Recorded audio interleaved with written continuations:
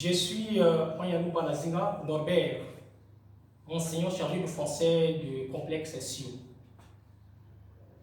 Je suis là dans le sens de présenter un cours qui a pour l'objectif de faire comprendre. C'est un cours qui résume d'abord tous les chapitres de français en 3e, intitulé Analyse grammaticale et logique. C'est un cours essentiel pour le reste des chapitres.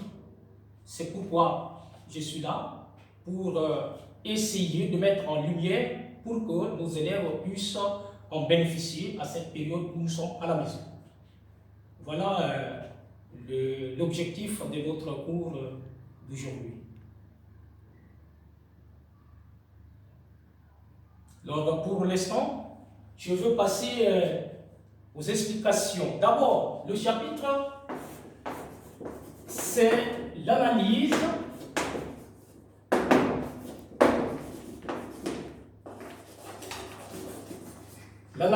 grammaticale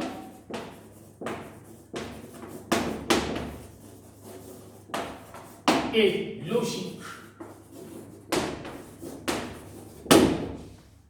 L'analyse grammaticale et logique. Mais qu'est-ce que l'analyse, d'abord au sens général? On appelle l'analyse, c'est l'étude de la décomposition d'une phrase à travers ses éléments grammaticaux, à savoir le nom. Nous avons ce qu'on appelle le nom. Nous avons l'article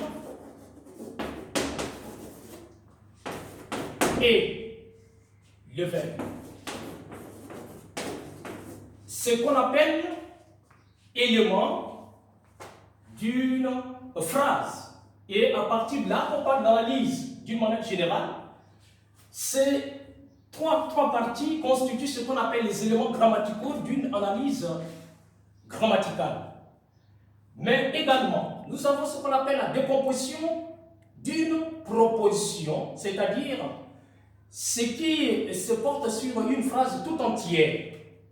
À partir de là, nous avons les compléments d'attribution, c'est-à-dire l'attribut du sujet.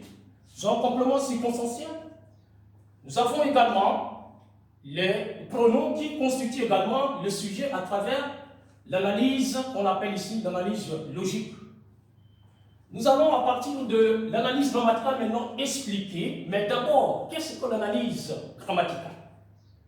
En réponse, l'analyse grammaticale est ici l'étude des éléments grammaticaux que nous venons de citer, c'est-à-dire étudier les mots dans une phrase, mot à mot, tel que le nom. À partir de là, on cherche d'abord quelle est la nature de ce nom, c'est-à-dire la nature on trouve, si c'est un nom. On cherche par la suite ce qu'on appelle le genre. Quel est le genre, n'est-ce pas, de ce mot? Si c'est un nom, ça peut être féminin ou masculin. Si c'est un article, pareillement, par rapport au nom, ça, on appelle ça le genre. Nous avons également, à partir de cela, un élément qu'on appelle ici le nombre. Et le nombre, on a soit le singulier et le pluriel. À partir de là, il nous reste le dernier élément qu'on appelle ici la fonction. C'est-à-dire, est-ce que c'est un complément, un sujet? Là, on appelle le dernier élément la fonction. Là, c'est l'analyse, on appelle l'analyse grammaticale. Donc, c'est l'étude, n'est-ce pas, d'une phrase à travers les éléments grammaticaux. Ça, c'est sur le premier point, sur l'analyse grammaticale. Et pour bien réussir en 3e, l'élève est obligé de chercher à mener une étude minutieuse dans le sens de comprendre cet élément. Maintenant, si on passe au deuxième point sur l'analyse logique. L'analyse logique, c'est quoi? C'est une étude qui se porte sur toute une proposition. Une proposition d'abord, qu'est-ce que c'est une proposition? Une proposition n'est rien d'autre que la phrase. Alors, si on demande qu'on fasse ce qu'on appelle l'analyse logique, il est question d'abord de se rassurer deux éléments. Est-ce que dans la phrase, il y a ce qu'on appelle une proposition indépendante, c'est-à-dire lorsque la phrase ne comporte qu'un seul verbe conjugué, dans ce cas, nous sommes en face d'une proposition qu'on appelle une proposition indépendante. On peut également, à travers cette analyse logique, voir est-ce qu'il n'y a pas de proposition subordonnée. Et à partir de propositions subordonnées, il y a plusieurs sortes. On peut trouver proposition subordonnée complétive, on peut trouver proposition subordonnée relative, on peut trouver proposition subordonnée circonstancielle, c'est-à-dire introduite par ce qu'on appelle les conjonctions de subordination. Dans ce cas, nous sommes dans ce qu'on appelle l'analyse logique. Et d'une manière, n'est-ce pas, claire, s'il faudrait donner la définition d'une manière claire, l'analyse logique n'est rien d'autre que l'étude détaillée des constituants d'une phrase. C'est ce qu'on appelle l'analyse logique. On peut prendre un exemple. Si on dit les élèves, par exemple, les élèves étudient,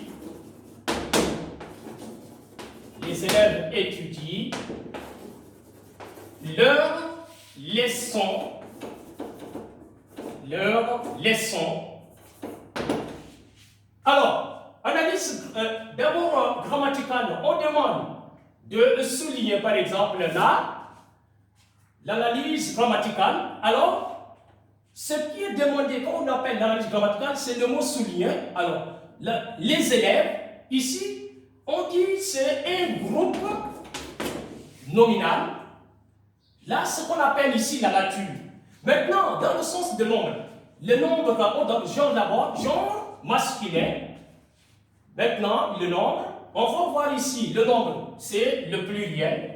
Maintenant, le dernier élément de cette analyse qu'on appelle fonction maintenant, quelle est maintenant la fonction, c'est-à-dire le rôle que joue, n'est-ce pas, cet élément dans la phrase.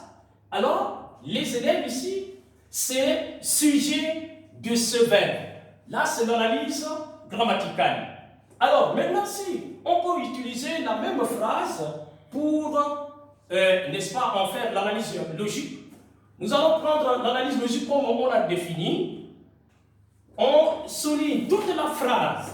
C'est ça l'analyse logique.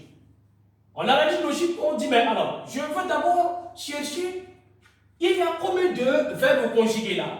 Ah, en réponse, il n'y a qu'un seul verbe conjugué ici, qui est étudié. Dans ce cas, en analyse logique, je peux simplement dire qu'il s'agit d'une proposition indépendante. Et là, j'ai déjà la réponse, n'est-ce pas, de mon exercice. Donc, l'analyse en sens général, c'est une étude qui permet à l'élève de résumer tout le reste du chapitre en troisième en français, c'est-à-dire regroupant l'orthographe, regroupant le vocabulaire, regroupant l'étude de la conjugaison. Donc ici, même la lecture, l'analyse permet à un élève de troisième de maîtriser ce qu'on appelle ici le français. Donc, en analyse, ici, c'est en sorte le résumé de tous les autres chapitres vus ou encore du programme de classe de troisième. Voilà l'objet de notre chapitre pour que les élèves de troisième s'en sortent surtout à l'examen. Il est question qu'ils maîtrisent ce chapitre qu'on appelle l'analyse au sens général, comme on a défini. Ce n'est rien d'autre que l'étude, n'est-ce pas, des éléments grammaticaux, comme on vient de dire ici, à savoir le nom, l'article, le verbe, etc., selon l'analyse grammaticale, qu'on dit autrement, l'analyse, n'est-ce pas, d'une surtout phrase mot à mot. Maintenant, la deuxième partie, surtout en ce qui concerne l'analyse logique, c'est une étude qui se porte sur la décomposition d'une phrase. C'est la décomposition d'une phrase. Cela signifie qu'on prend entièrement une phrase et on donne, n'est-ce pas, s'il s'agit d'abord, comme le critère nous dit, il faut se rassurer d'abord des verbes conjugués, ce qui est essentiel. Alors, dans ce cas, s'il y a autant de verbes conjugués, il y a autant de propositions. En ce sens, il est question de chercher également à voir cette partie qu'on appelle où est la proposition principale, c'est-à-dire celle qui commande le reste. Et à partir de là, s'il y a autant de propositions, il y a subordonné, suivi de la principale. Dans ce cas, c'est la principale qui commande le reste, qu'il s'agisse de deux, d'une seule proposition. Dans ce cas, c'est la principale qui commande les autres qu'on appelle les propositions subordonnées selon le cas. Comme on a également signalé, il y a plusieurs sortes de propositions subordonnées. C'est là où il y a intérêt. La proposition subordonnée complétive, lorsque la subordination que est suivie directement par un verbe. Dans ce cas, nous sommes dans ce qu'on appelle la proposition subordonnée complétive. Et là, il joue le même rôle que le nom, c'est-à-dire la même fonction que le nom. Ça peut être un complément d'objet, ça peut être un complément d'agent. Et il y a également autre qu'on appelle proposition subordonnée relative. Celle-ci est introduite par les éléments qu'on appelle des pronoms relatifs. Donc, il y a le que, il y a le dont, il y a le ou. Dans ce cas, la proposition subordonnée est dite relative. Également circonstancielle.